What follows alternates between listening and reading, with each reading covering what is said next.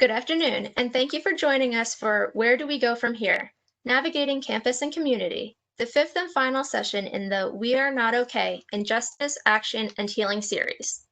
Before we get started, I would like to provide you some logistical information. Please note that if you are viewing this session on a laptop or computer, you will have viewing options in the upper right corner of your screen.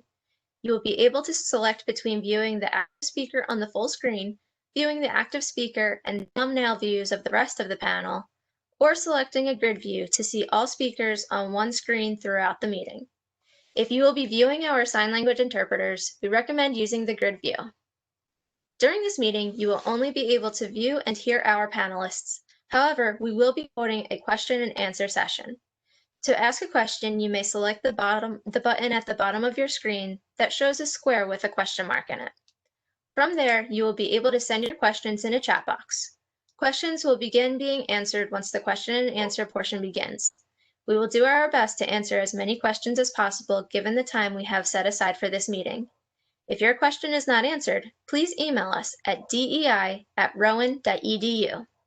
At this time, I am happy to introduce the Senior Vice President of the Division of Diversity, Equity, and Inclusion at Rowan University, Dr. Monika Williams-Shealey. Good afternoon, everyone. We're excited to have you join us for our final session in our series, We Are Not Okay in Justice, Action, and Healing. We developed this series as a way to respond to the aftermath of the killing of George Floyd, but we wanted to be proactive and provide some education, some support, and not wait for this moment to pass us.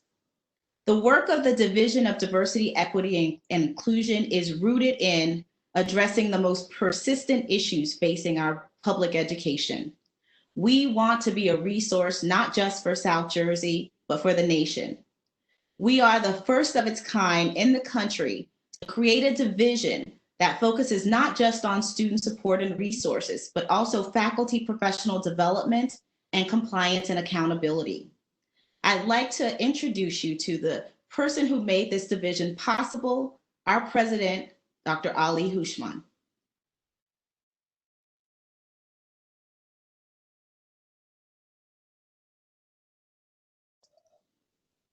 Dr. Houshmand is having some technical difficulties. Okay,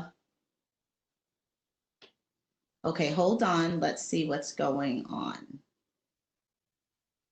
We're going to work on the president's tech issues that he's having. He cannot speak right now. And so we're going to have some people work on that. And President, we're going to come back to you. I'm just going to introduce the panelists and see if that'll give us a few minutes so you can introduce Dr. Ellis. So give us a few minutes, everyone. We love technology, but it's bound to fall apart just when we need it to work the most. I also want to introduce you to Dr. Kevin Koett, who is the Associate Vice President for Student Affairs and Dean of Students. Dr. Koett has agreed to serve as our moderator today, and we're excited to have him be able to ask some questions of our panelists.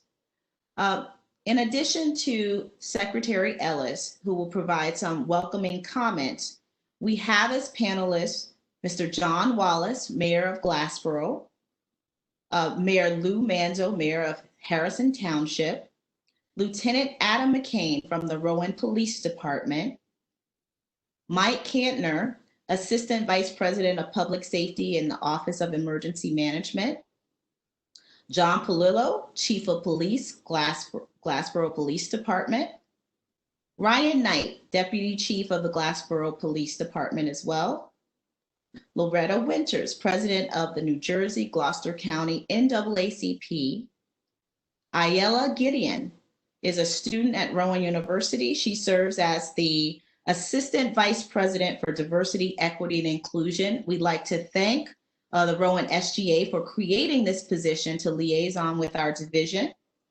And finally, Reverend Drew Harrison. That's not finally, we have one more after Reverend Drew. Reverend Drew Harrison, First Presbyterian Church, is joining us. He serves with our interfaith group with the Social Justice, Inclusion, and Conflict Resolution Office. And finally, Pastor Kevin Brown, pastor of the Perfecting Church in Sewell, right on Delsea Drive. So thank you all panelists for joining us. We're going to have some opening comments from our panelists. But before that, I'd like to introduce you to my friend and colleague, Dr. Zakiya Smith Ellis.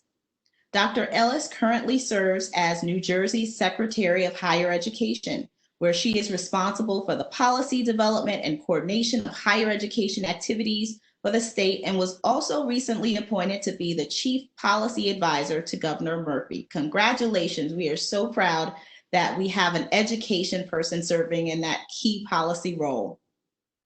Dr. Smith Ellis previously led work at Lumina Foundation, the nation's largest foundation, focused solely on higher education to advance federal policy, to increase attainment, and to develop new post-secondary finance models. Focusing on issues of affordability, Dr. Ellis holds a bachelor's degree in political science and secondary education from Vanderbilt University, a master's degree in education policy and management from Harvard Graduate School of Education, and holds a doctorate in higher education management from the University of Pennsylvania. Please join me in welcoming Dr. Smith Ellis, who will provide some opening comments to us today. Thank you. Thank you, Dr. Shealey, and thank you all for having this. I know that this division, the first of its kind in the nation, is something that we're proud of as New Jerseyans, and proud of Rowan for being a real pioneer in this area. And I think it's just so important that you all are hosting a conversation like this at a time like this. As I reflect on the national kind of unrest that is dominating today's headlines, I think it's important for us to all realize that this is not something that we got to overnight. This is something that has really been present in our nation, and the protests taking place now really represent an outrage that's not just associated with some of the most recent senseless killings of the likes of George Floyd, Ahmaud Arbery, and Breonna Taylor, but they really represent the cumulative impact of those stories and the countless Black lives in particular who haven't become household names over time. That list unfortunately goes on, and it just feels like now we are at what I would call a tipping point. But having said that, we are at a good place where we can talk about these things. These folks that are kind of protesting right now, myself included, are really talking about something that's not just recent, but it's been going on dating back literally hundreds of years. And so I just want to focus on that for a minute as we close out this series and you all are having this conversation. I am a descendant of slaves. My father was somebody that traced our family history back to slavery. He did extensive research, and we used to go to county archives when I was a kid. And I have an image of a bill of sale of one of my ancestors, really, from one slave owner to another, listing that person's name. And so I think sometimes when we think about our nation's history, it can sound like this is removed, or it's something that doesn't affect us now. But I think it's important for us to realize that in the year 2020, it's clear that the legacy of racism and institutionalized and systemic racism is still present, and it has long-lasting effects, and we are trying to still grapple with them.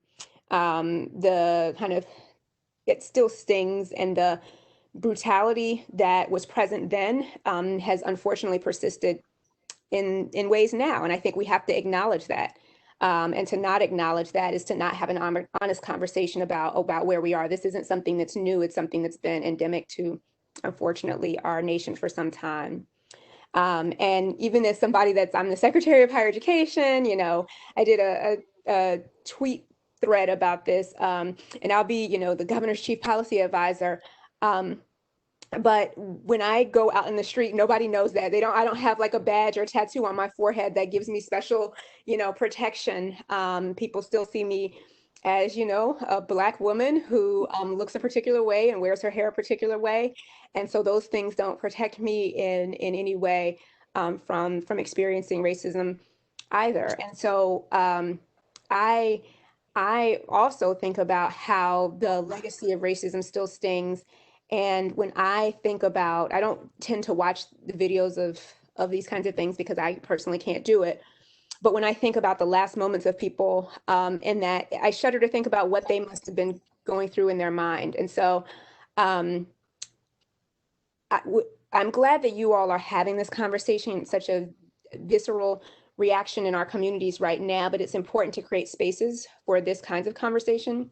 And it's happening in all places. So just to share with folks something that I thought was kind of powerful from a somewhat unlikely source for me.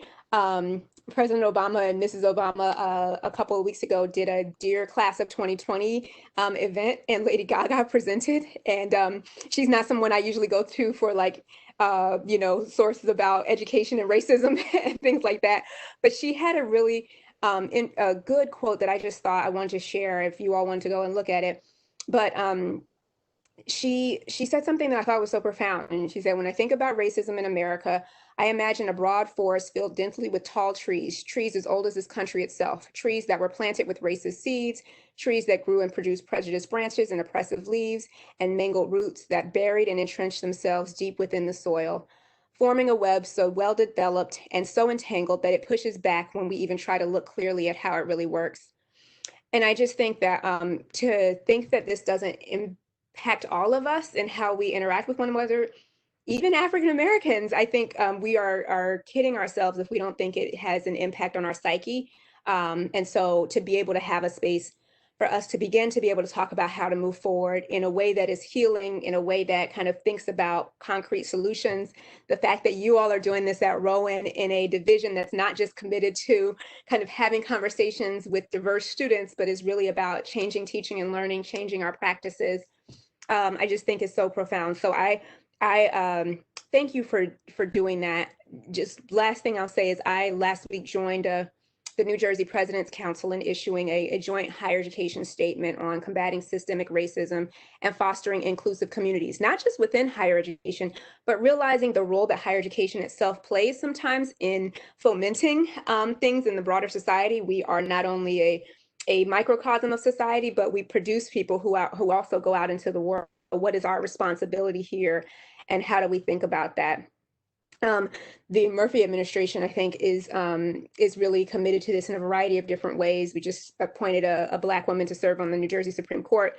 This is not a political statement about one thing or another, but I think there are a number of tangible, concrete things that we are doing now and that we should be pressed to do more.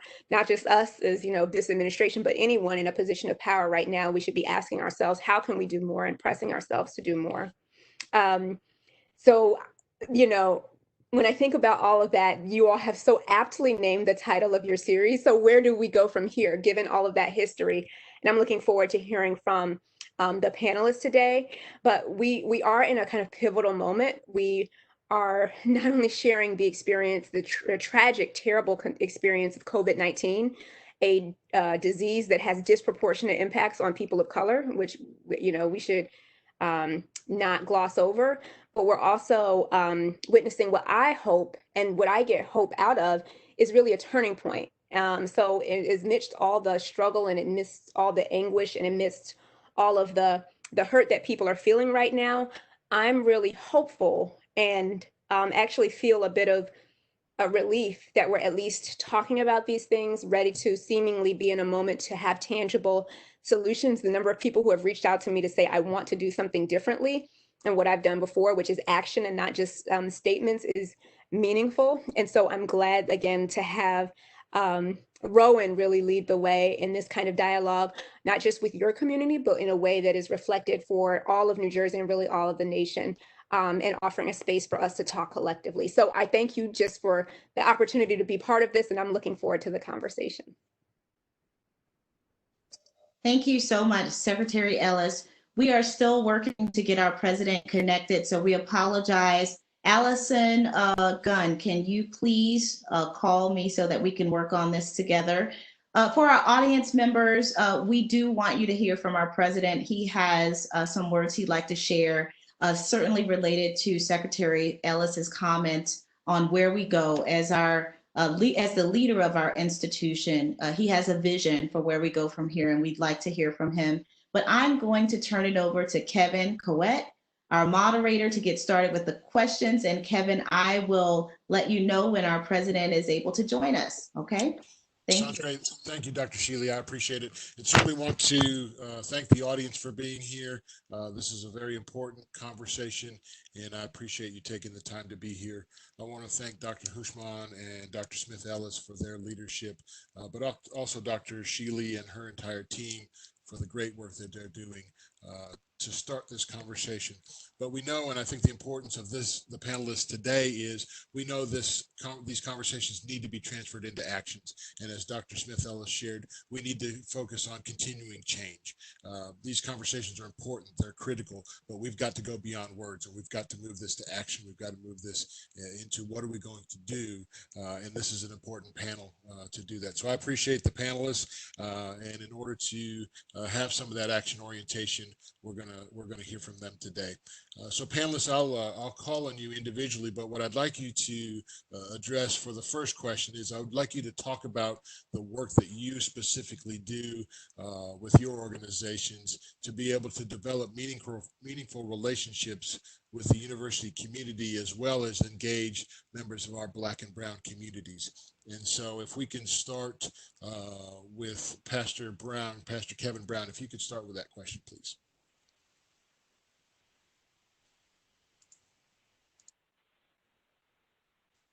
Pastor Brown, I think you might still be muted. First, I just wanted to thank you for the invite. Humbled to be here with this particular group at this particular point in history in our country, and certainly here with Rowan University, particularly with Rowan being the first of its kind of any university in the country to begin a division specifically focused on diversity, equity, and inclusion. I'm humbled and honored to be here and excited about the work that you all are committed to right here in the community where we are. I pastor the Perfecting Church, which is located here on 274 Delsea Drive in Sewell, New Jersey. And I think the first part of the work that we're doing today is almost redefining church so that it looks more like what Jesus had in mind biblically at the inception of church. And the word church was a Greek word that everyone that heard it would have known what it meant. It was a construct of a military term and a political term, believe it or not. The term that Jesus used was ecclesia. And really what he was talking about was a gathering of a leader coming to a particular region, meeting with the domain leaders in that region. That gathering was called the ecclesia, and that leader would help them to gather his worldview, his perspective, his heavenly view, if you will, with Jesus being the head of an ecclesia, and then his releasing leaders back into society to see society reflect where that leader was coming from. Of course, Jesus coming from heaven has a full and flourishing view of humanity. And finding myself here as a servant leader in our community now, I'm working to try to frame people's thought about humanity. I think it's clear that we live in a social construct now where we have a racial hierarchy. And at the top of that racial hierarchy for centuries has been Anglo people. And Anglo people have built systems and structures that have particularly dehumanized Black people and monetized them. And so I'm working to help bring that back into a construct where we see a one another type of community for humanity, where we see a deeply interdependent community for humanity, and where we really realize exalting one ethnos or ethnic group above another dehumanizes the group doing it and everyone else involved. So some of the more practical work that the Perfecting Church is doing and that I'm having the privilege to lead out is, first of all, we're doing a conversation for the last month now on every Wednesday called Hump Day Conversations. And Hump Day coming from the idea of it being midweek, and I think we're all familiar with the camel walking through on the commercial, but the idea there is to bring together leaders of the different domains of society mayors, police chiefs, people that influence economic disparity and decisions, and helping to dismantle some racist policies and practices and really laying them plain so that everyone can see what exists and how they might join that important work. Another thing significantly that we're doing, particularly since the pandemic and the racial upheaval in our country, is that we also are leading trauma healing circles. Many people in our communities have been traumatized by macro traumas that we all see on our TV screen, micro traumas that are happening to us that cause us to dehumanize and classify one another. And rather than seeing one another as human beings, see one another with large narratives that constantly are presented to us on the television, by media, and by movies and other outlets that we have access to that are shaping the way we see and perceive one another. Another way, in addition to the hump day conversations, in addition to the trauma healing circles, we also do virtual small groups every week where we are intentionally bringing together people to discuss the biblical construct and how it relates to society. Those are typically opportunities for diverse gatherings. I think it's important that we have conversations where they're not just thought bubbles, but where people who think very differently than us are gathered together and discussing what kind of community we want to live in, what kind of family structures we see, and how we see one another. Finally, on a very practical level, the Perfecting Church is doing 5 pantries. One of our partners is the South Jersey Food Bank. And particularly with COVID, there's a quote, I don't know who to attribute it to, but it says that when white America catches a cold, Black America dies of the pneumonia. And certainly COVID, we've seen that being the case, where because of economic disparities, because of disparities in healthcare, because of disparities in health access, we've certainly seen COVID particularly attacking communities of color. And some of the communities of color have been the first to lose jobs and were underemployed in the first place. So we're providing food pantries, but again, it's a very human contact and a very face-to-face contact. And in those pantries, we invite the police officers in our communities to be a part of volunteering there. We invite other civil and elected officials to be a part of being there so that we can have very human contact around very practical needs. So again, I'm honored to be here with you today. Those are a few ways that we're serving our community. There are many more, and I'm looking forward to being a part of this important dialogue today. Thank you, Kevin. We appreciate it. Monika, do you want to move to the president now? Thank you, panelists, for allowing us to interject. We now have our president on. Please do not blame him for any of these technical difficulties. You can blame me. I'm somehow the blame for this. I'll take that on because I don't want you to hold him as the responsible party. But we're glad he's able to join us because we know how many things he has on his plate. But he put this at the top of his list today as a priority. So President Houshmand, can you please share with us a few words about where we go from here? Gladly, Monika. Thank you. Thank you for inviting me again. And thank you, the panelists, and especially Secretary Ellis. Glad to see you virtually.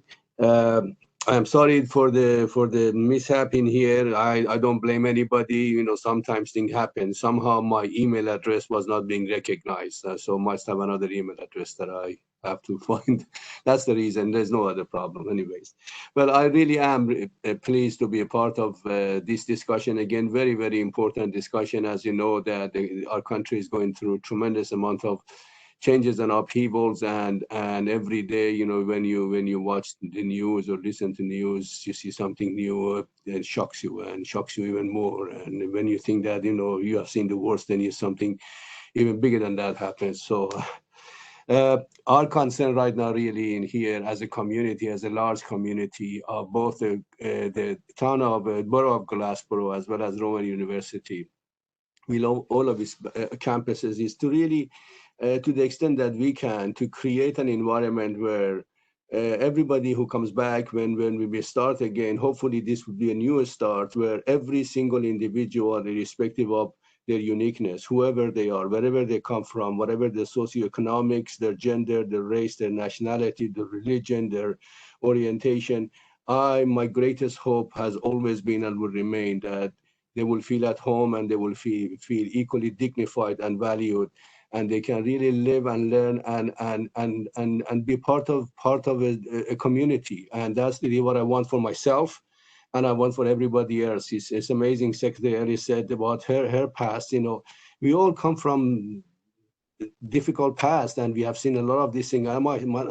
Myself have experienced many, and have done so even very, very recently. So so this is a very, very, very important issue for me, for us to solve, so that we can really turn our campus, as I said, to a home, a second home, away from home, for the kids and for the people who come in here and they want to be part of us. Of course, the issue is far greater than that. This is a global problem, and of course, as far as the United States is concerned, this is truly a national problem that a few discussions or few changes doesn't solve the problem. The problem is systemic, therefore it's deep rooted, and it really needs to be.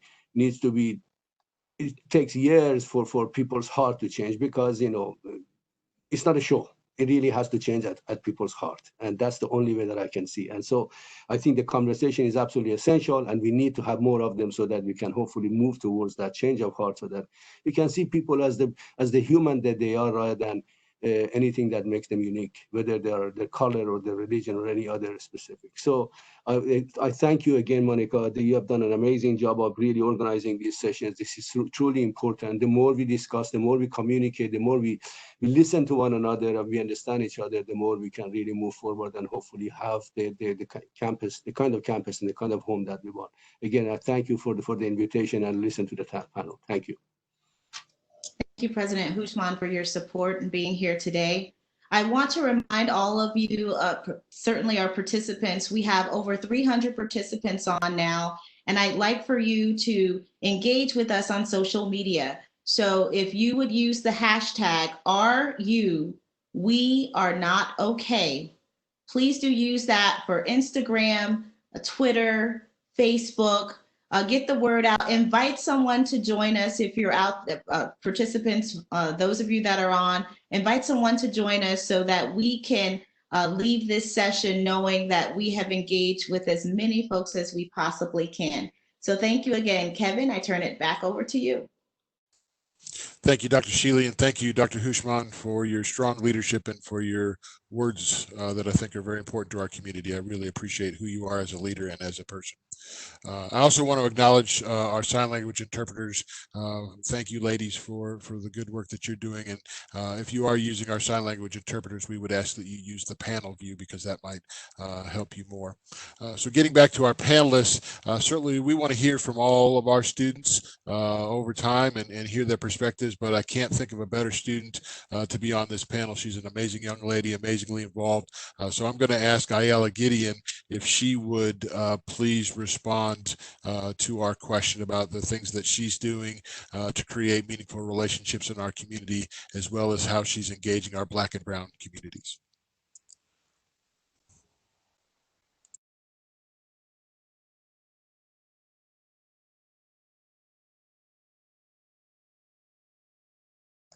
She's muted. Still have you muted, Ayala. There you go. Errol, can I get help real quick? It's not coming up. Ayala, you're on it now. You're good. No, it's not coming up.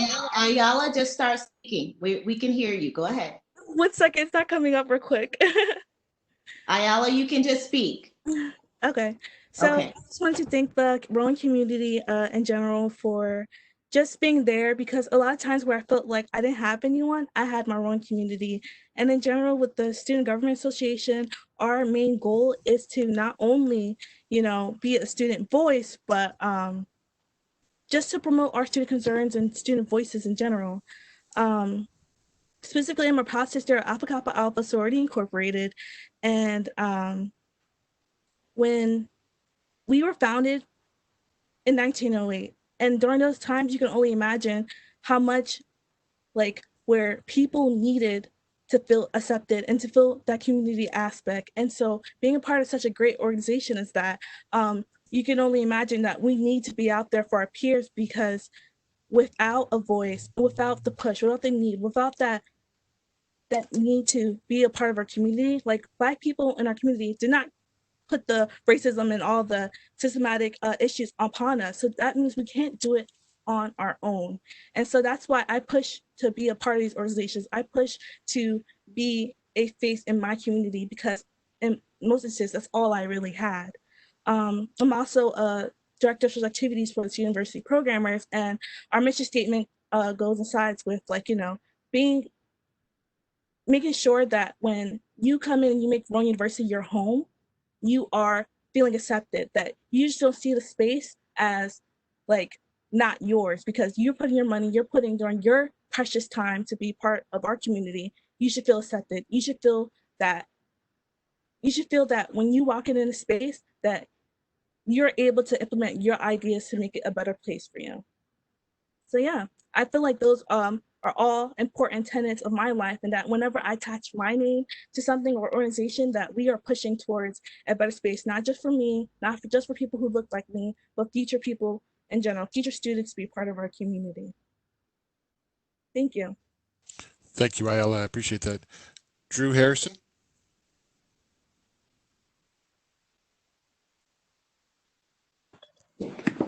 Hi, everybody. I'm Drew Harrison. I'm the pastor of the First Presbyterian Church in Pittman, New Jersey. And in our work here that we do, oh, hang on. I need to introduce my church a little bit. We call ourselves God's Open House because we welcome everybody. We are intentionally open and affirming of gay, lesbian, bi, transgender, and all sexual and gender identities. And that's an important part of our work and our ministry. So Pittman Presbyterian Church is a church that is majority white. And as we think about systemic and structural racism, that means that a big part of our work and our focus has got to be getting the log out of our own eye, as Jesus told us, before we point out the splinter in another's. So much of white Protestantism is rooted in slavery. Our theology is a sort of slaveholder religion. There's a number of theologies inherited from slavery that exist unchallenged in our minds and in our pews. And so our task as a congregation and as Christians is to move from that slaveholder religion into a theology of liberation, a theology of solidarity with the oppressed. And so the focus that we've been on has been trying to root out white supremacy in our own selves and in our own hearts and in our own minds. And this is something that we've been doing for a number of years. In particular, we've been trying to push that in Pittman, which has its own set of challenges. And we've been trying to lead community discussions on race and racism and the systemic nature of race and racism since before the pandemic happened, so that we could better dismantle the white supremacy in our own lives. And so we've been working on some book studies and some work on that in our congregation and in our community. As regards to our work with students in Rowan, we've been partnering a lot with the SJICR, trying to support students in their faith journeys wherever they are. A big part of that has been trying to support LGBTQ students. And last year we put together a memorial service for Trans Day of Remembrance, a day in which we cry out in mourning for all people who have lost their lives in the last year to anti-trans violence. And of course, we know that the issues that we are seeing are intersectional issues. People who are trans and Black or trans and Latina are much more likely to be victims of anti-trans violence. And so we see all of these issues as interconnected. And this thing that we're doing, this action of lament, is a deeply and fundamentally Christian thing and a religious thing, an important thing. Crying out is a powerful thing, because when we lament, we cry out, we invite God into our problems, and we invite each other into our problems. And we say, we're going to stay right here. We're going to stay right here with all people who are hurting, with all people who have been denied their humanity, until God wipes away every tear, until we wipe away each other's tears. And so the work that we focus on is trying to be supportive of and active in those communities. Once again, I want to thank everybody for being here. I am humbled and a little bit in awe of all of the incredible people who are here with us and who I am in the presence of. And I look forward to listening, and I'm appreciative of the Office of Diversity, Equity, and Inclusion to all of you. Thank you very much. Thank you, Drew. Mike Kantner, if you could respond to the question, please. Surely. Good afternoon, everyone, and I appreciate being part of this discussion and being part of this distinguished panel.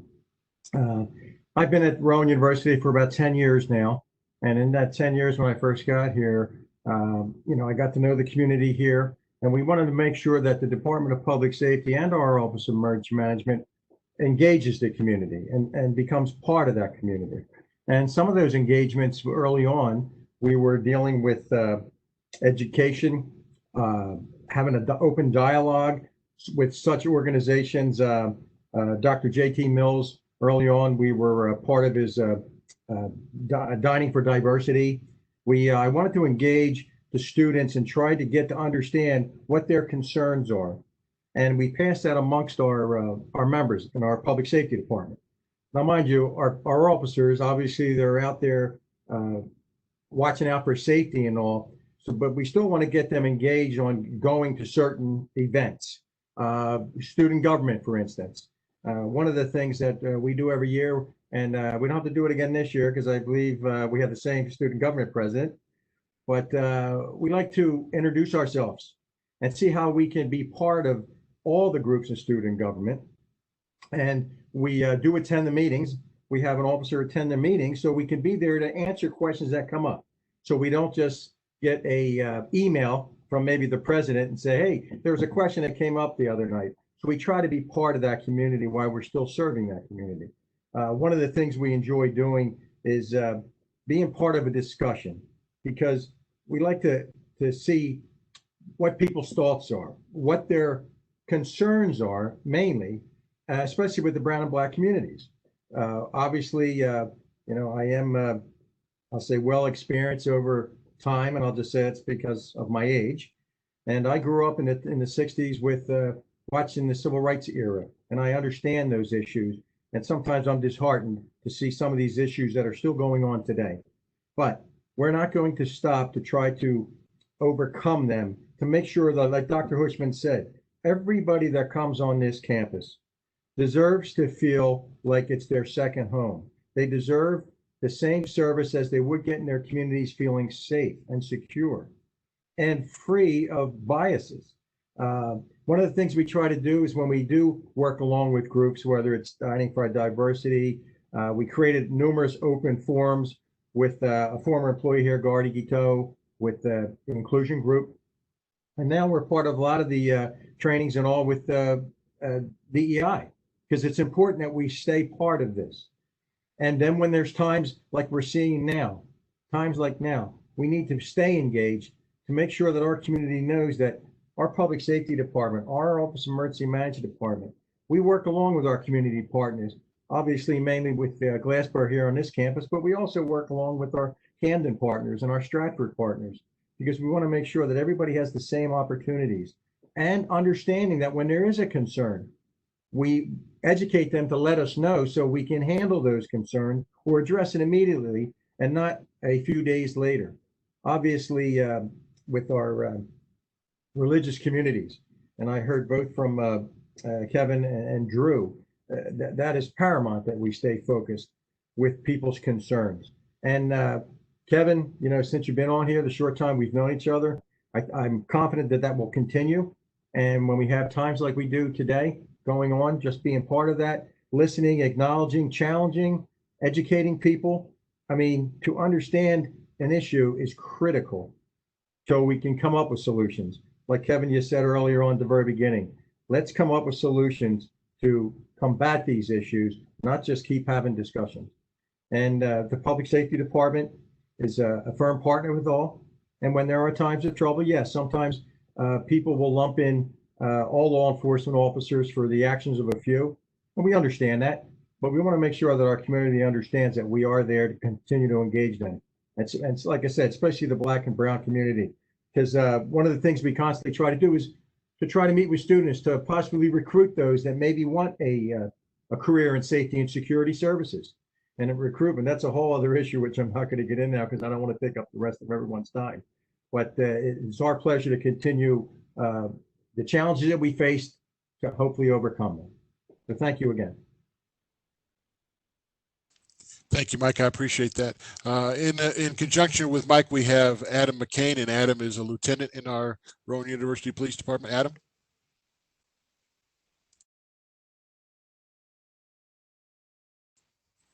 Adam, we're not able to hear you. I'm sorry.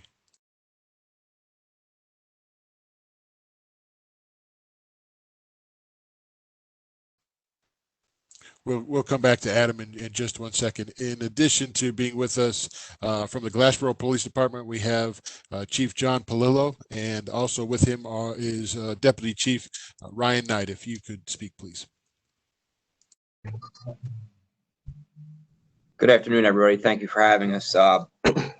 This is a great opportunity for everybody to get together and create this dialogue, but I'm just going to go back and touch on something that's been brought up throughout the other speakers. And it's great to have these dialogues and to continue them, but we must continue to pull out certain points and continue to make plans to move forward to make the changes that need to be changed.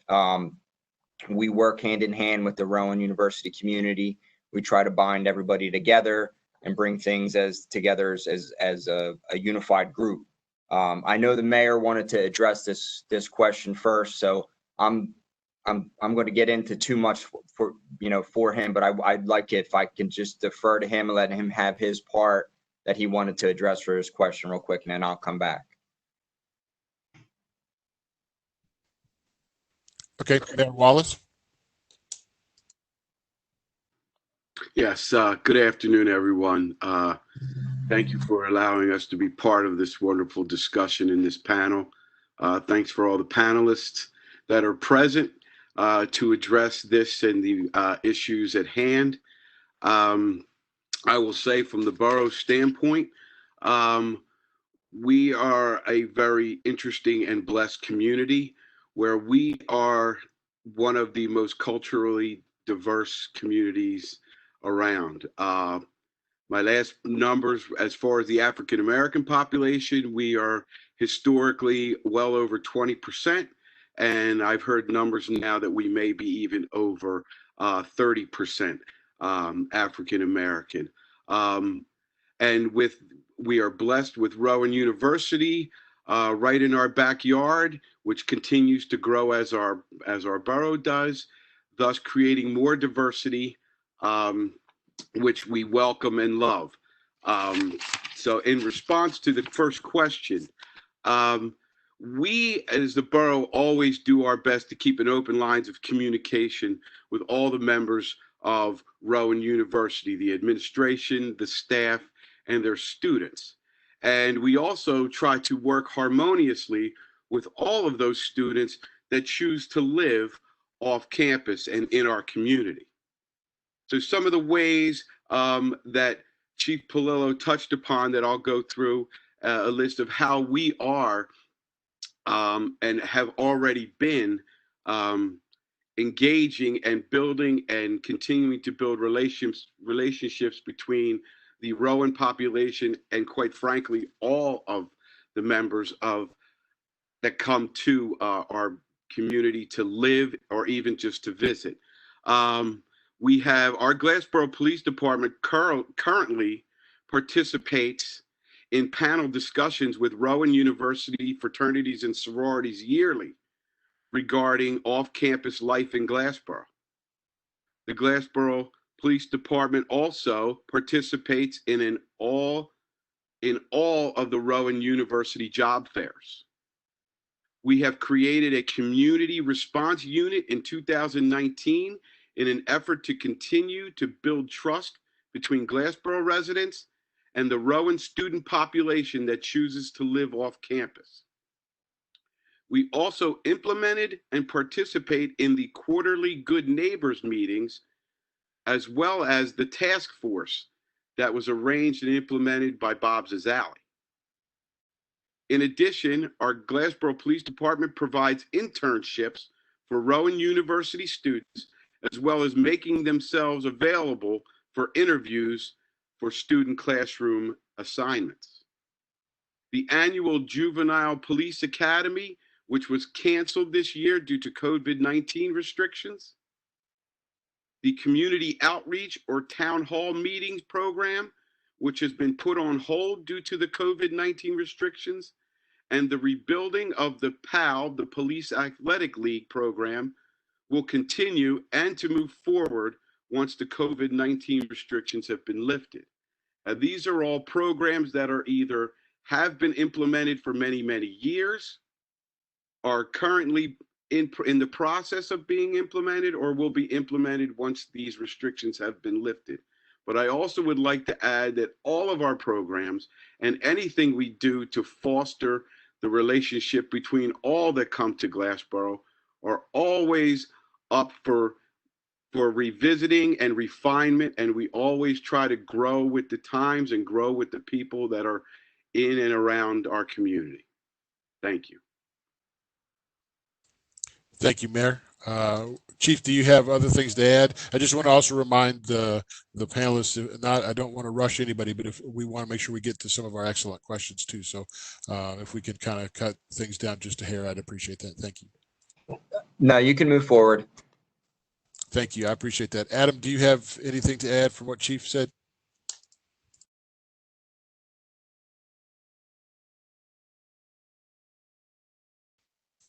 I'm sorry, Adam, we're still having a hard time getting you. We'll move to Lou Manzo, who's the Harrison Township Mayor.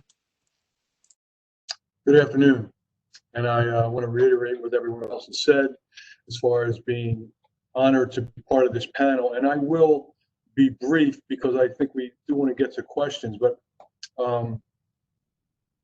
you know, in preparing for this and in hearing just, you know, all of these honored guests speak before me, I think it's important for someone like me to be sitting in on a panel like this. And the reason for that is the opposite end of the spectrum compared to my good friend Mayor Wallace, who just talked about the demographic breakdown of Glassboro. Harrison Township has a demographic breakdown that's a little bit different. We are 90% white community. With the highest median income, highest price point of average home. So we are that quintessential white community that often feels untouched by issues connected to race. And I would even go so far as to say, and this is based on the overwhelming feedback that I've gotten from members of my community on the heels of Mr. Floyd's death on May 25th, reaching out to me and asking what we are going to do to step up to the plate to be part of this. And we ended up having a vigil in town a week ago, and very well attended. And I would say that most people that cut out of the cloth that I am, and that's a lot of Harrison Township, would say that their response to what they saw with Mr. Floyd's death was the same as anybody else would be. I haven't heard a single person say anything other than horrific, what the circumstances were surrounding the murder of Mr. Floyd, and condemn it, to the nth degree. But I also would say that most of us would say that we don't feel that we are racist in our heart. I don't feel like I'm a racist, therefore it's not something that I have to focus on a daily basis. And I think this is the crux of the issue when it comes to the conversation going forward. I think it's important for white America, which I'm sitting here representing today, at least that's the way I feel, to recognize that,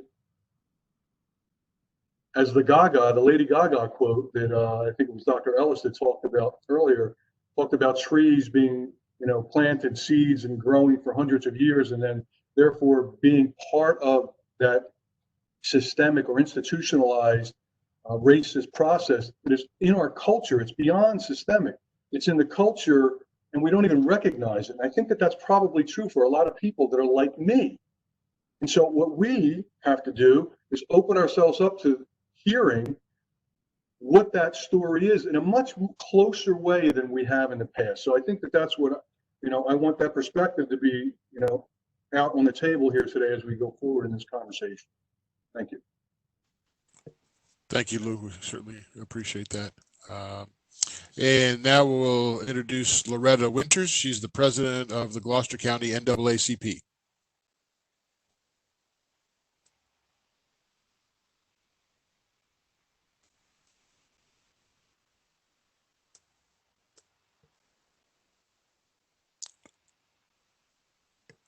Loretta, are you able to communicate with us? Okay. Thank you. Someone unmuted me. I didn't have any control over it. But thank you. I want to thank Dr. Shealey and Dr. Houshmand having me part of this panel. Is that an echo? There's a significant echo. She might have double equipment on, double. Let's see.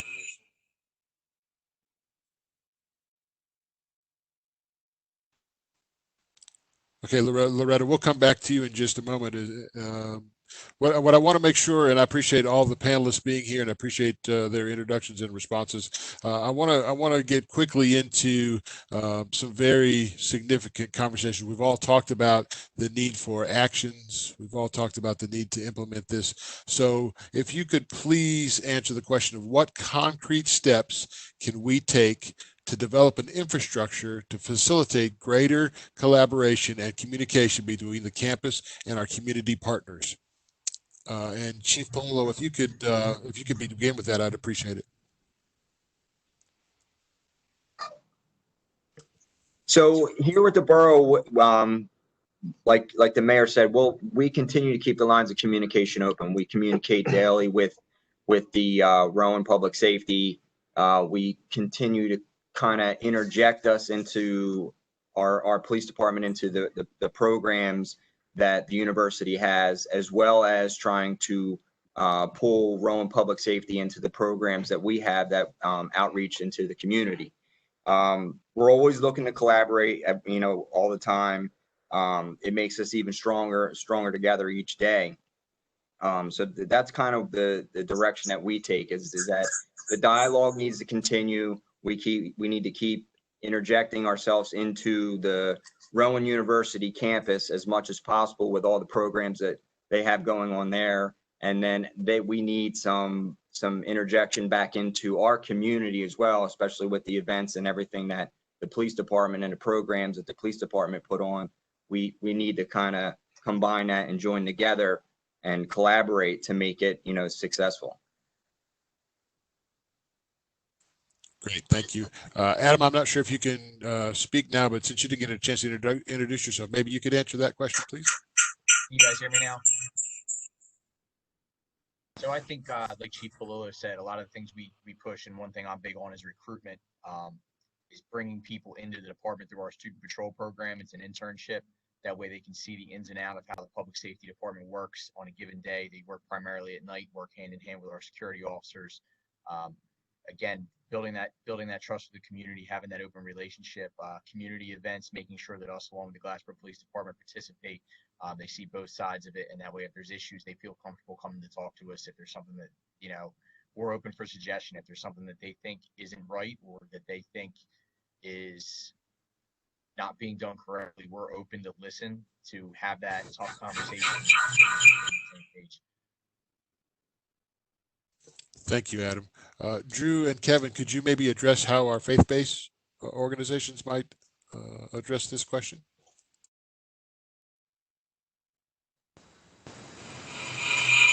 Kevin, I think you're still muted.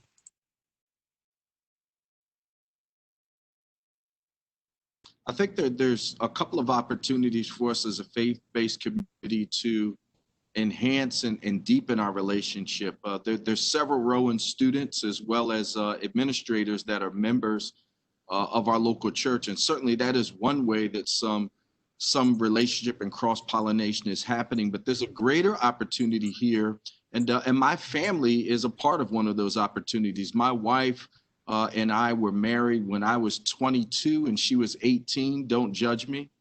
And but my wife was looking to return back to college. She had not finished her degree work. She had only had one semester under her belt. And Mr. Sills, who worked there in admissions at Rowan University, worked to help my wife not only complete the admission process for re-entering. She was coming from Hampton University, but also at the time, our young family did not have any funding. And where there's opportunity for us to work together as partners because we're closely connected to the needs in the community, could build a bridge to the resources in your community to be able to help families like ours. We had very limited resources, and they found funds for us through a program with the state of New Jersey for my wife to be able to not only go back to college, but she became a significant leader on that campus. She was a part of the Public Relations Student Society of America there. She did an internship there in communications. She was also the leader of the Black Student Association. She was actually the president of it, and ultimately graduated from Rowan University when it was Glassboro, just becoming Rowan. So I think where those personal connections exist, identifying unique resources for underserved communities and building on-ramps is something that I would love to see us do with more intention. Thank you, Kevin. Ayala, I know that sometimes students feel like they're quote unquote powerless, but talk from a student's perspective of how a student might facilitate these collaborations and communications. Yeah, of course. I also wanted to touch on something that Pastor Kevin Brown mentioned, like when students are given an opportunity to excel and like given the opportunity to be a part of programs. Like, for example, I can only speak on experiences and not on statistics or anything like that, but I'm a first generation college student, and finding Rowan has been a blessing, and even more of a blessing was being a part of the EOF program or the SEND program, which is the Equal Opportunity Fund.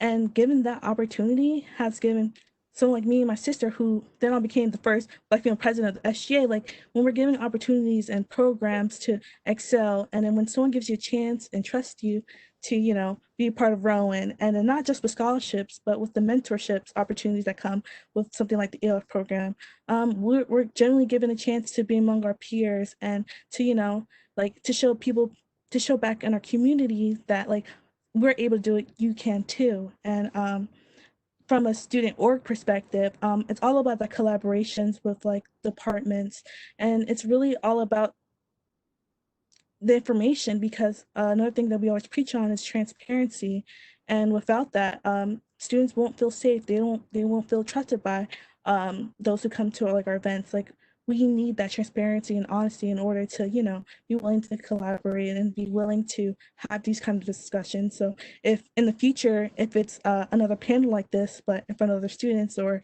even if it's like giving out pamphlets, or, you know, any event that takes place in our student center, we just need that transparency, that honesty, and, you know, that trust within our force on campus as well.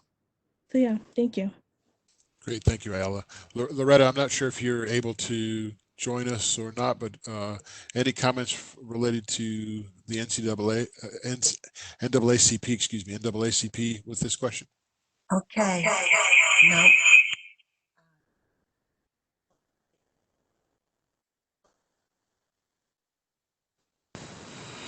Can you hear me? Still a significant amount of feedback, I'm sorry. Nope. That's not going to work. I'm sorry about that, Loretta. So let's dig a little deeper into the question. There's been a question from the participants, particularly for our police departments, but I'm gonna broaden it in just a second. But can you speak to our police department representatives? Can you speak to how will Rowan Police / Public Safety and Glassboro Police address bias and prejudice beyond just training their officers and their personnel?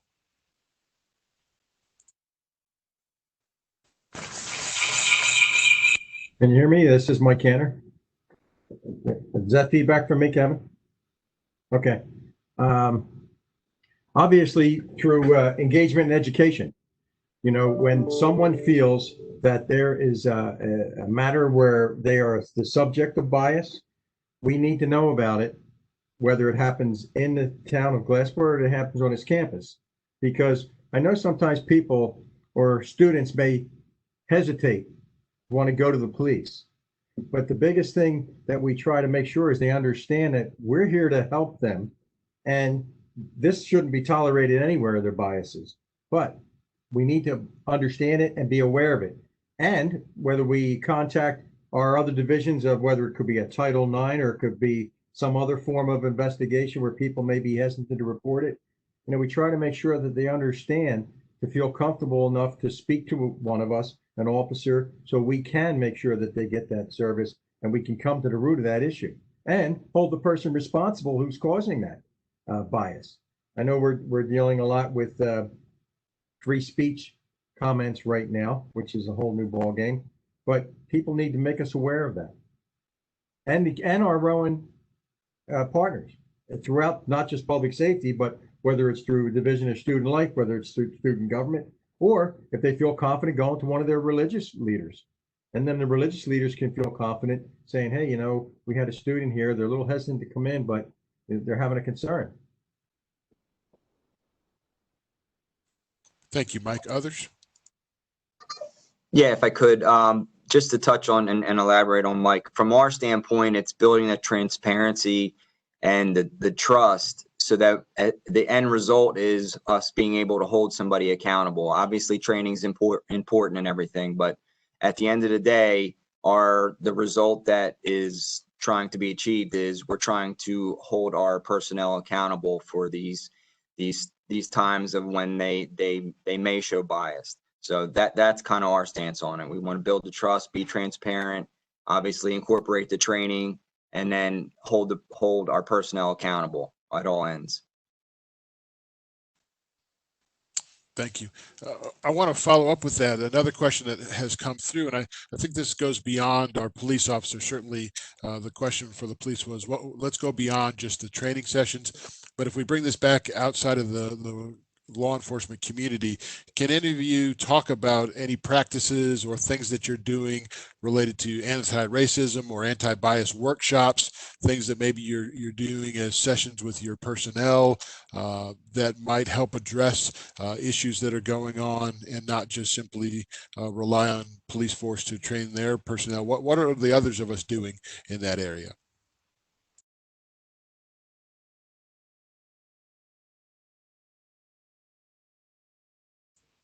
And Monika, you might be able to give some great thoughts on things that I can, Kevin, if you don't mind, I would like to suggest something in here. I think it's very, very important. If people have been monitoring and watching Rowan grow over the past 10 years, and we have more than doubled the size of the institution, and the number of employees have gone from roughly 1,600 to over 4,200, and the university size when I joined in was just under 10,000. Now it's close to next September. We anticipate over 20,000, and we anticipate this university to grow even further. And the reason for that one is because our region, Southern New Jersey, really doesn't have enough undergraduate seats. So a lot of our population kids leave the state and go elsewhere. We want to keep them in here. And as a result, the footprint of Rowan is going to expand and is going to encroach over other townships, whether it's Harrison Township, whether it's Pittman, whether it's Washington Township. You go to Stratford campus, Camden campus. We are expanding, and I think it's very, very important for Rowan University and Rowan University leaders in the public safety get together, and with myself, and I would like to really encourage that. I would like to have an opportunity where I can invite the mayors and the chiefs of the police of the communities to sit down and see what can we as a university do in terms of coordinating the effort to make sure that our students will interact with the communities and be a good, responsible citizens, and the citizen of the community also see our students as responsible citizens. And I think that is very, very important that we work with all of these communities. It's not just Glassboro. I think Harrison Township is very important. I think Pittman is very important. You go to Washington Township, and Rowan is going to grow even further. I mean, I really see the opportunity that one day this university would be probably double the size of what it is today in, 10, 15 years from now. So as a result, we need to have these kind of conversations with all these communities because very, very important they are. And Rowan being an economic engine, it's going to have impact in the lives of all the communities in here, economically, politically, and otherwise. Therefore, that conversation is essential, and I will make sure that I will work with Mike, and we will have that conversation with all of our communities. Very, very important for us to listen to our township leaders and to see what is it that we can do so that we can together really create that home away from home that I was talking about. Thank you, Dr. Houshmand. If I could real quick add something from the Glassboro Police Department side, that was part of our initiative that we were supposed to start in 2020 as well. And then we had the COVID crisis start, where we would branch out to the different parts of the town and different smaller communities and hold almost like a town meeting, but for that specific community, so that we know exactly what's going on in their community and what's affecting them. Because some community that might be on the south end of town, South Academy Street, or anywhere on that end of the town, may not be dealing with the same things that somebody up on the north end of town deals with. So that's kind of why we were hoping to, and once all these restrictions get lifted, to implement that program where we bounce around within each section to know where everybody's coming from, so we can kind of address the needs of everybody and get that diverse group in there. And another idea we were trying to implement was to have individuals that, to be able to come in and speak to our officers, not necessarily just anybody specific, just grab somebody and come in and give their life story, their life experience, so that the officers can see where they're coming from. There's kind of ideas we were trying to get in line, but that was the plan for 2020, and we're going to continue forward with that. It just, we need these restrictions to kind of, lift up, and we can kind of move forward with it. Thank you. Dr. Shealey, or our faith-based leaders, or our mayors, anything that's happening outside of law enforcement that might address, whether it's through workshops, whether it's through trainings, might help people address issues of bias or concerns, racism, or other forms of well, if I may, Mayor Wallace here, just to piggyback off of what Chief Polillo said. Again, in my original statement, being a diverse community that we are a community that fosters inclusion across the board. So any particular issue with regard to racial bias or any other bias with regard to any specific person or group, we have always told and encouraged people to bring it to our attention so that we can address those issues head on and immediately.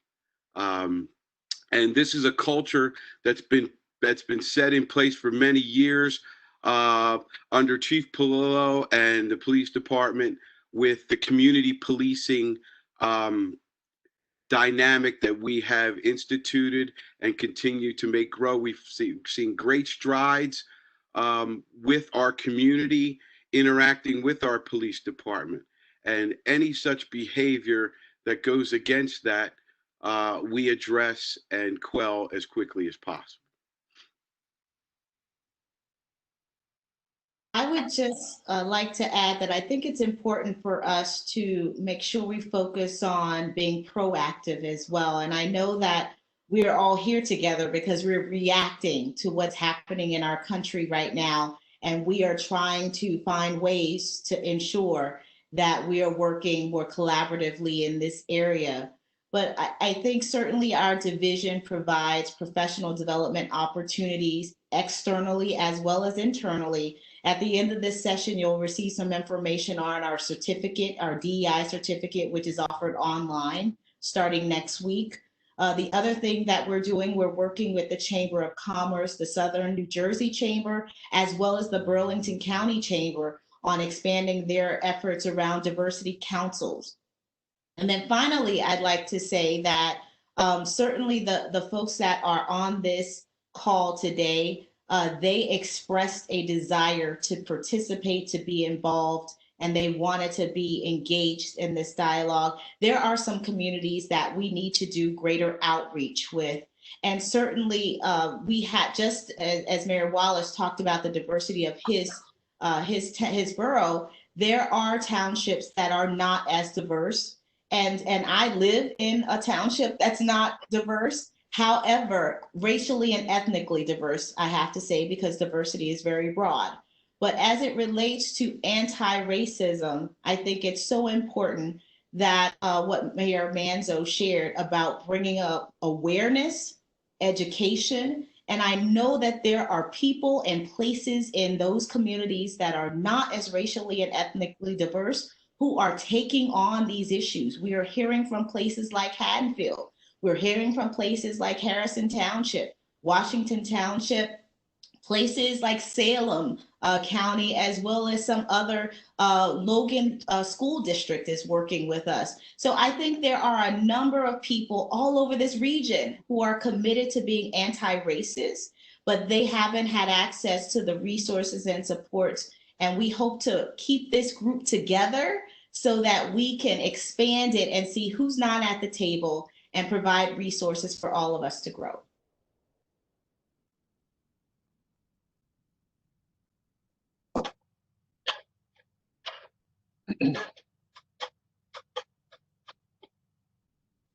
Kevin, are you there?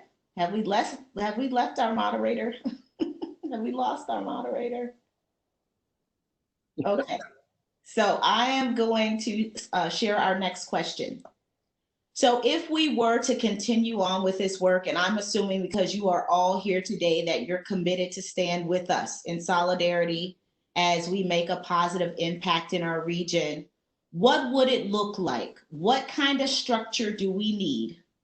What kind of commitments do we need to make so that we are making this work more transparent? We are sending a message that we are committed long-term, and we're not back here 6 years from now talking about another murder of an unarmed Black person on the streets, and we're trying to figure out what to do. We want to keep this group together and engage in some meaningful work. What does that look like for you?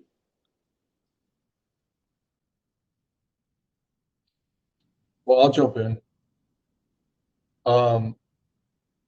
I'd say that what it's going to take is much of what you're talking about, Monika, but there needs to be a coordination of that. There needs to be a kind of a breaking down of the walls of each of our individual silos. I'll just talk about Gloucester County, but obviously it goes beyond that. 24 individual towns, each with its own different dynamic and all of its own issues. And this is where, we all get down in our little bunker because that's what we're forced to do, as Mayor Wallace could attest to, and deal with what's right in front of us for our town at that moment. And all of a sudden, after the prioritization of things as we get into next week and the week after and the week after that, beyond the death of George Floyd or Mr. Brooks or whatever it might have been, that is the recent thing bringing us together, we all go back into our little bunkers, and we have to somehow, under a coordinated, vessel of some kind, stay connected. So each of the 24 mayors just in Gloucester County could be drawn in to have responsibility for creating, I'll call it a task force for lack of a better word, of only a few people is all it takes in each town, and then fall into into your program, Monika, and somehow have that be coordinated and therefore connected beyond what will eventually fade away in reference to the priority right now.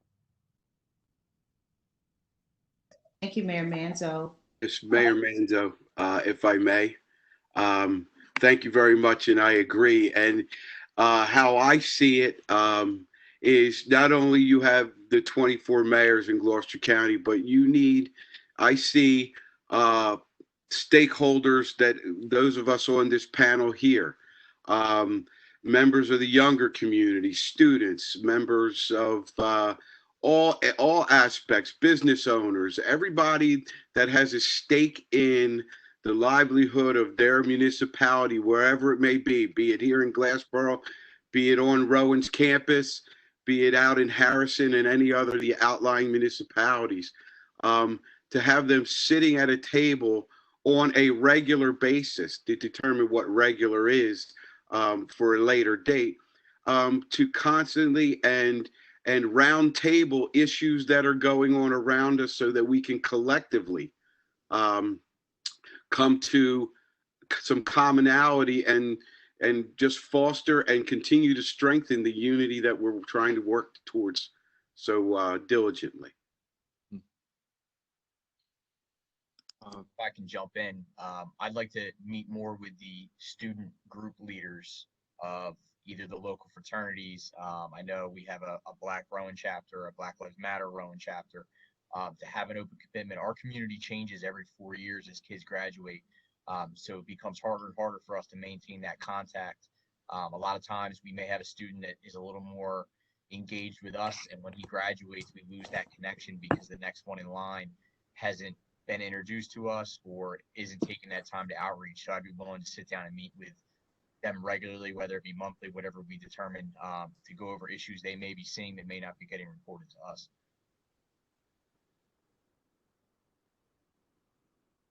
Thank you. Are there other recommendations for how we move forward in a coordinated way that will allow us to be able to maximize and leverage our resources? And I see that Kevin has joined us. Go ahead, Pastor Kevin, and then Kevin, our moderator, will jump back in.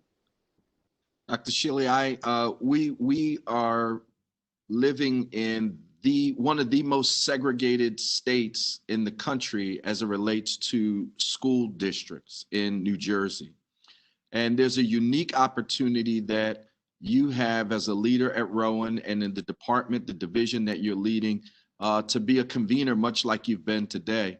I would be more than willing to give time and resource towards being a part of a consortium, if you were to put one together, where we could work together with our hands, with our hearts, and ultimately with our heads to start to attack some of the systemic challenges. I'll bring up one that I brought up before, that, I pastor a church of roughly 1,500 people with relationships throughout this region. I grew up in this region, and I would love to see us working to put together scholarships for underserved students.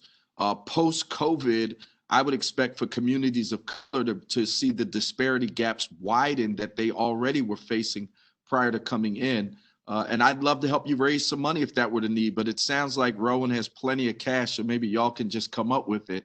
But I think bringing more students of color on board, putting together consortiums so that we can look at problems together in our community, because otherwise, much like the mayor of Harrison Township said, we're too divided. There's too many townships, too many silos. We need a convener that has a more significant view and span, similar to yourself.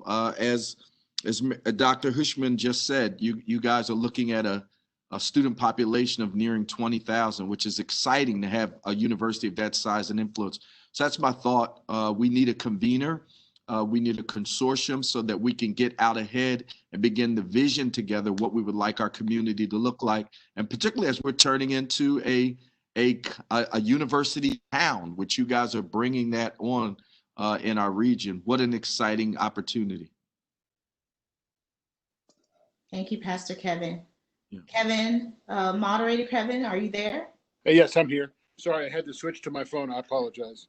No, that's fine. We're glad that you're back with us. Kevin, you want to pick up and move to wrap up because we have 10 minutes left.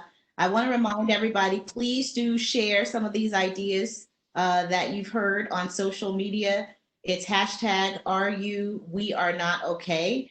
And Kevin's going to come with our wrap up and then we'll share some more information. Yeah, and certainly I want to appreciate and thank the panelists. I want to appreciate Dr. Houshmand, Dr. Smith Ellis, and Dr. Shealey for their contributions and kindness and participation in this. Panelists, thank you so much. I want to make sure that we don't end here today. I love what I was hearing about. We need to continue this. So please, all of us need to challenge ourselves to continue these conversations and answer some of these really good questions that have been put out to us today. So panelists, if you could just take a minute or two, just very quickly. What does this mean now? So what's next? That oftentimes in our doctoral work, they ask you the so what question. Okay, you've put out your ideas, you've put out your thoughts. So what? So now what? We've had these wonderful conversations. Tell me now what from your perspective.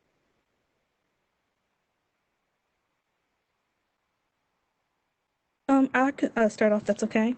I just think from a student perspective, we just want a plan of action because honestly, since the unfortunate murder of George Floyd, so many occurrences have happened since then.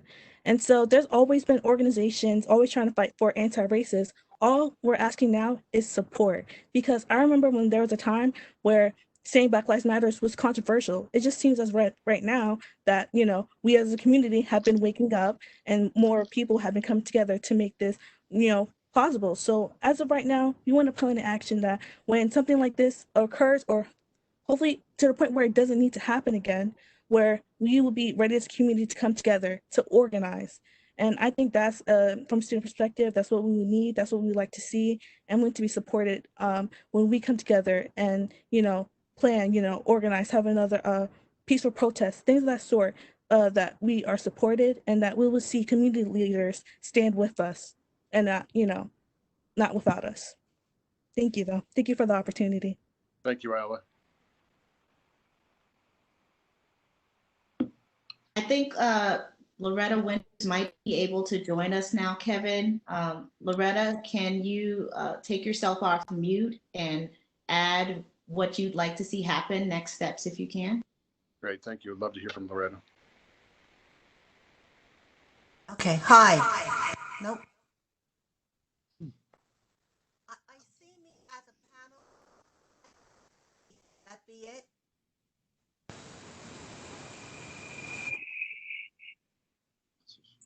Sorry, Loretta, there's still a lot of feedback, but and I have so much to say.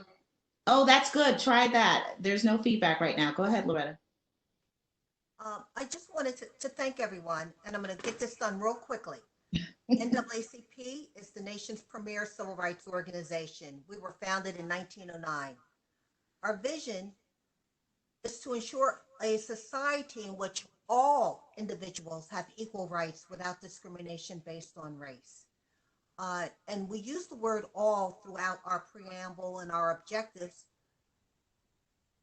because injustice anywhere is a threat to justice everywhere.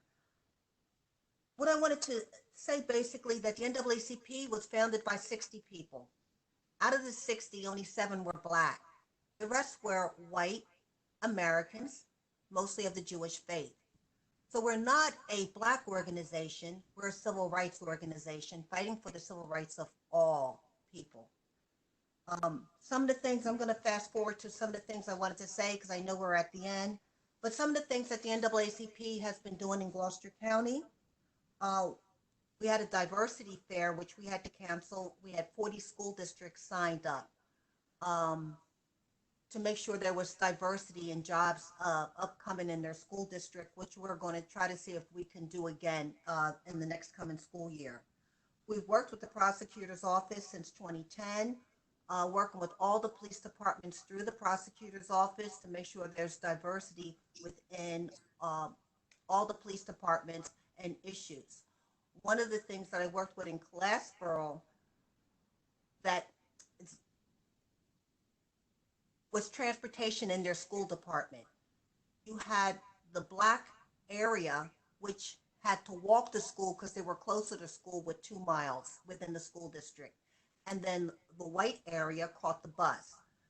Many of your Black children were being suspended on a regular basis because they were late for school, because they had to walk, whether it was in the rain, in the snow, there's no sidewalks in a lot of areas, and a lot of them had to get their younger brothers and sisters off to school. You know, we sat down with the school superintendent that there's a disparity because of where they live, they're not bused, and the other kids were bused. What can you do about not suspending these kids because they were 2 minutes late or 3 minutes late? You know, these are some of the things that are just woven into the system that puts us at a disadvantage. I worked with the state police. I also work with the superintendents of Gloucester County. The superintendents, we all meet on a regular basis to talk about disparity in the school system, to talk about closing the achievement gap and the disciplinary gap, bringing Amistad and making it a real Black history woven into everything that's done in the school system, whether it's history, economics, English, whatever. These are some of the things that we're trying to do. But most of all, what I want to say is that everyone that's at this table right now and that we're having this conversation with, they really want to help. They've been in here probably longer than I have fighting the fight. We need to have more conversations with the people who don't want it. And we need to that's where the root of a lot of the problems are. I could share a lot of stories, but like I said, we're getting to the end right now and I don't want to eat up the time, but we need to continue this conversation, and we need to include all, especially the ones that need to hear what we have to say. Thank you. Thank you, Loretta. And I agree that we need to hit many, many different audiences. So thank you for those comments. Others, how about either our police representatives or our mayors? Any final statements? I'll speak, Kevin. Thank you. Where do we go from here? In Glassboro, we're going to continue along the path that we are. In addition to that, we would like to keep lines of communications open with everyone. If anyone has any new ideas or ways that we can improve ourselves, I think that we should do that. I think collectively, as the panel here, as a county, along with the university, to formulate some sort of panel group, however you want to put it, that will meet regularly, like I said, to kind of foster and address issues as they come forward before they come to a peak, as they did, unfortunately, in Minneapolis and other areas around our country.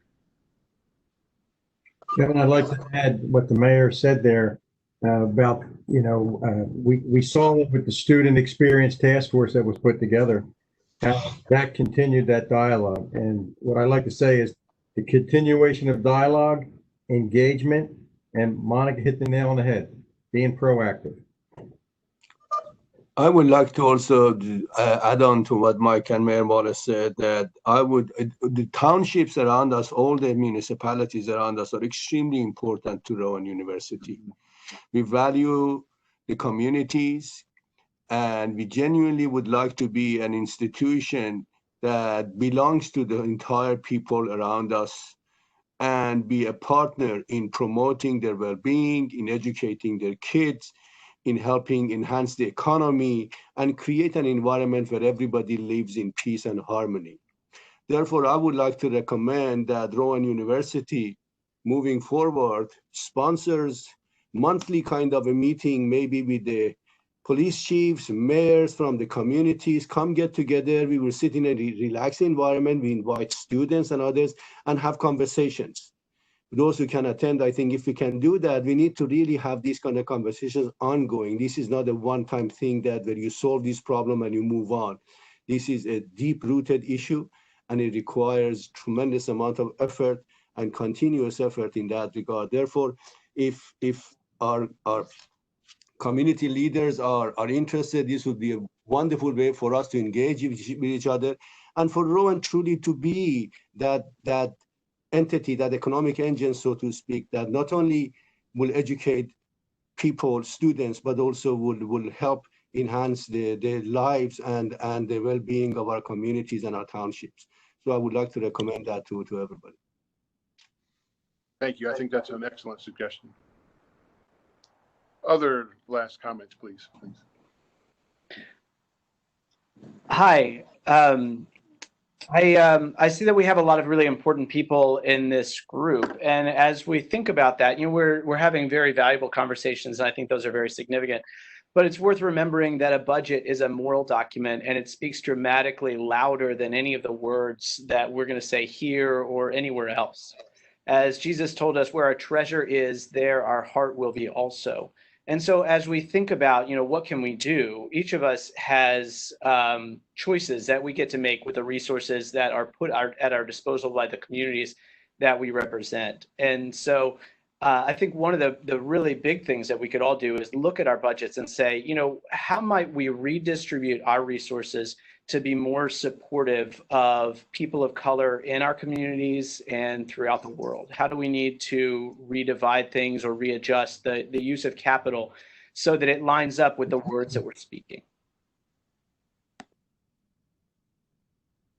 I appreciate those comments. Anyone else? I'll just reiterate what the mayor said and what Dr. Houshmand said. And I think that Dr. Houshmand just kind of, created the framework, perhaps how we move forward. A monthly meeting, every 6 weeks, whatever it might be. And we are fortunate in Gloucester County. Having been the mayor here for almost 13 years, and looking at some of the other counties, especially going up north, we are very fortunate because we have a great leadership with our freeholder board, very cohesive. The connection with that entity and the board at Rowan. I mean, the proof of the pudding is, and Dr. Houshmand can attest to this, when the time came to make the decision of bringing that hospital to your campus, it was made quickly, and it was something that looked like it was insurmountable when it first came across our bow. It's that kind of thing, and it's that kind of moment we're at right now, where we can't let this opportunity pass, go by us without acting, because everything is aligned where there be some real attraction made right now. And with the leadership of our freeholder board, the connectivity with Rowan University's, board of directors, and that, the leader there, I know that can happen and go to the steps of having these meetings on an ongoing basis. The next thing you know, 3-4 months go by, and I think that dialogue can really start to maybe build some bridges. So we're all in. And I think those are great parting comments. So thank you so much for that. And I know that we're all in this together to do that. So I'm going to turn things over to Dr. Shealey for some closing comments. Thank you, panelists, for your insightful thoughts today, and I look forward to working with you moving forward. Thank you, Dr. Koett, for doing an amazing job moderating. Thank you to the panelists.